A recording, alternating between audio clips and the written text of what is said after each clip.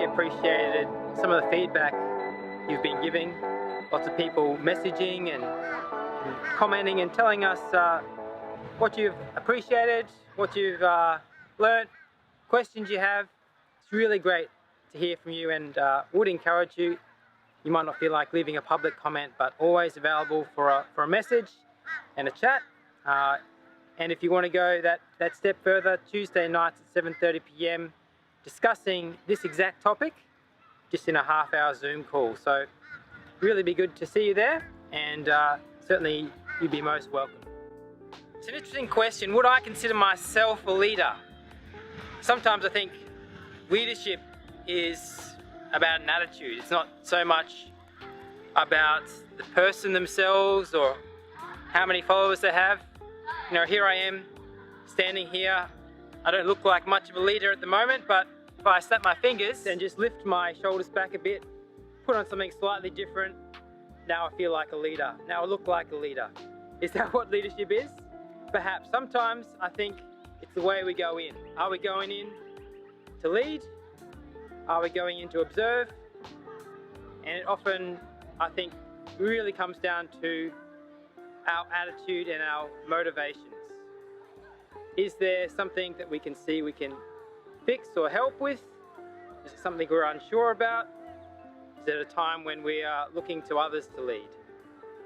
Often I'll only step in to lead if no one else seems to be stepping up and I see there's an issue that we need to deal with. So that's probably my answer to that question. A tricky one, and I'd say it comes down to the situation. Do you consider yourself a leader? Yes, I do consider myself a leader. Okay.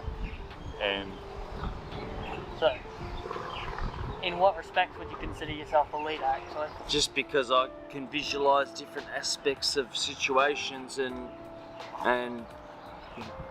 pick a certain situation that's going to be better. What do you think a good leader is, and what qualities should they have? Oh, yes. To take charge of a situation and lead people in the right ways and have a good aspect of living and leading the people. would you ever consider yourself to become a leader one day? Yeah, I would. Yeah. Any particular area that you would like to lead in? I'd like to lead in rehabilitation and teaching people how to live a life of abstinence. Yeah. Yeah. We all have experience with leaders, and I guess it's something that is important to address today, I think. And Brooke, how would you define a good leader? Yeah, great question. One that I actually, on a road trip, posed to my husband. I said, what do you think actually makes a good leader? And I was really grateful for his answer, because I had been leaning a certain way. I was looking at, a good leader encourages you, they bring the best out in you.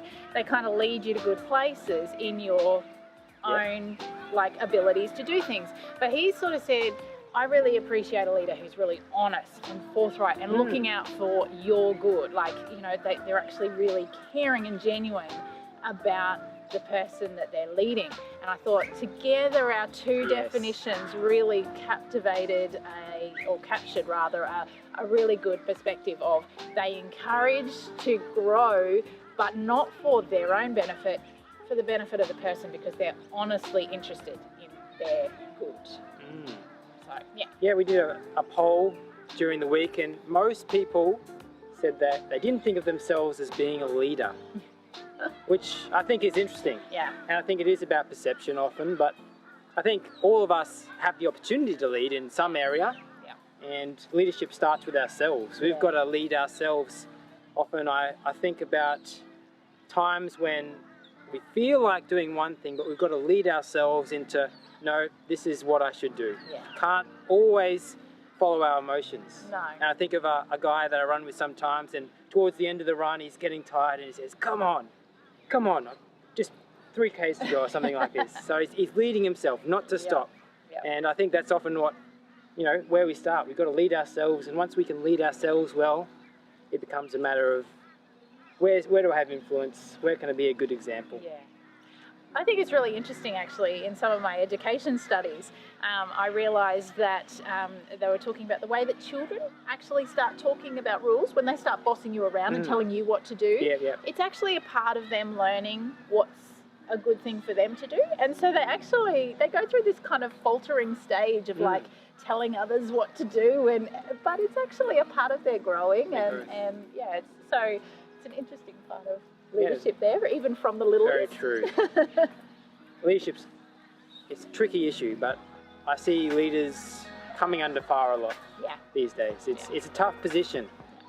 Why do you think that is? I think for the very reasons that we've just sort of said about what makes a good leader.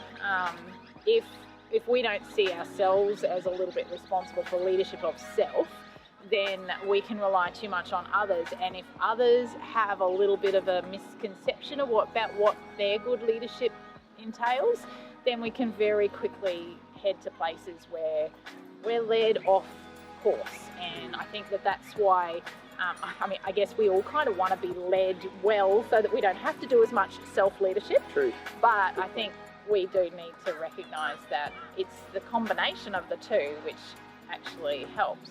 That's an interesting point.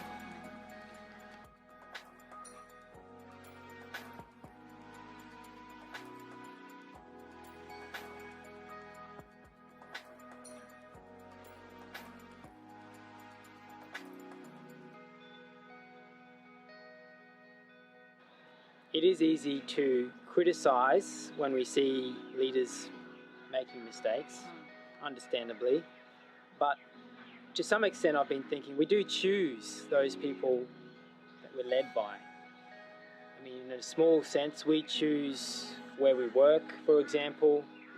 We choose people we hang around with.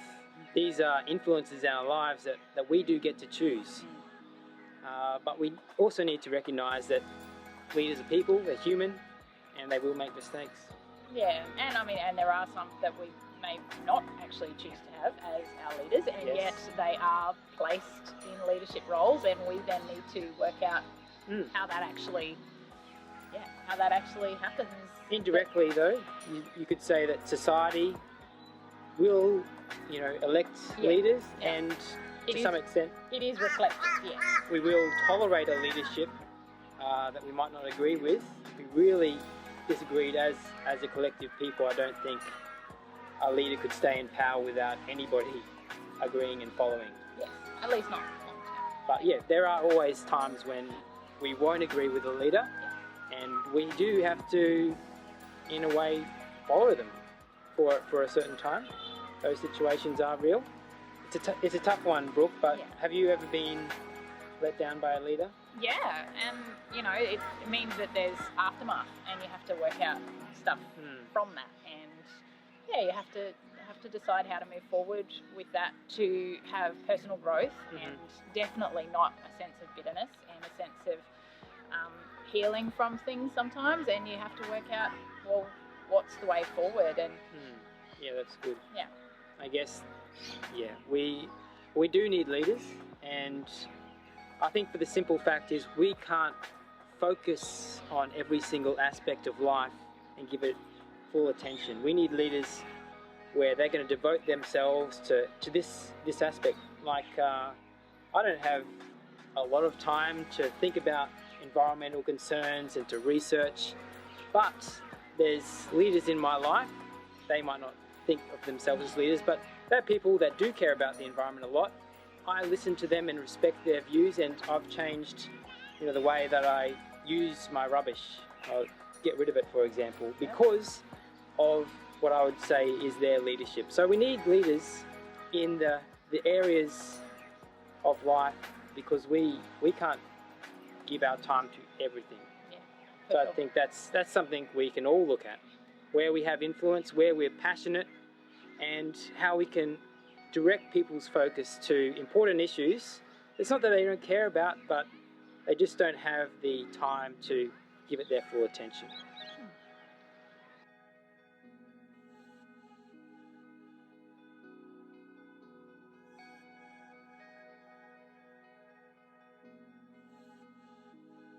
You know, in Australia we have a thing called the tall poppy syndrome, and I think because of that sometimes leadership has a bad rap, though I think maybe we could reframe what leadership looks like. Often we see the position of power and control, we see wealth, and that I guess is a side effect of leadership, and often that can corrupt leaders when that turns a leader's focus from the issue to themselves looking inwards. But I really do think at its core leadership is a motivation to do good in the world, and if we come at leadership from that point of view, I think we can celebrate leadership. And I think there's all of us at some time in our life might have the position and the capability of leading small or large numbers. I don't think it really matters, but people in a positive direction. What do you think, Brooke? Yeah, absolutely. I think when we see areas of need, even if it's just a mate who needs a bit of guidance to make a better choice, you know, like we can gently come alongside and we can, you know, sort of encourage to better outcomes, you know, and that's a leadership that's just very small scale, but it's caring for another.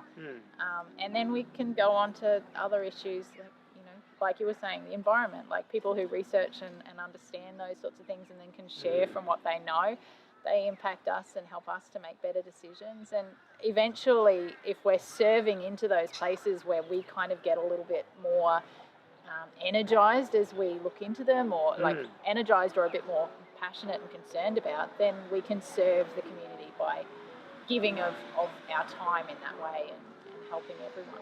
So. Yeah, I think you hit on that word, serve, and I think it is a position of service.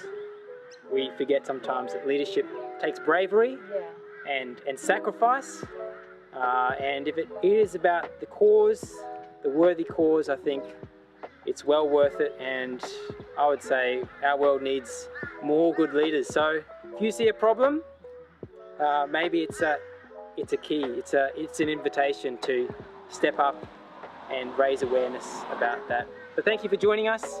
I'm so glad that you've taken the time to listen.